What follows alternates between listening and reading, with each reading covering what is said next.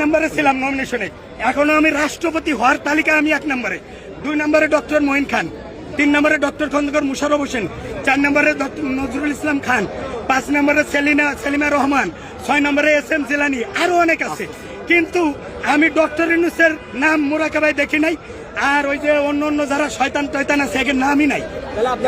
আমি 1 নম্বরে আছি। যদি আমার রাষ্ট্রপতি করে আমি তো, আর যদি না করে তাহলে সমস্যা নাই, কিন্তু করলে আমার দ্বারা আমি অনেক অনেক সেবা করতে পারবো। কে করবে রাষ্ট্রপতি?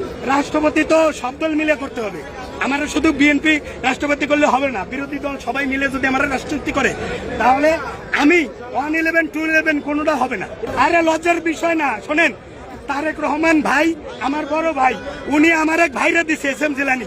তো জিলানী ভাইয়ের আমি নির্বাচন করছি, ওনাকে আমি জিতাই আনছি।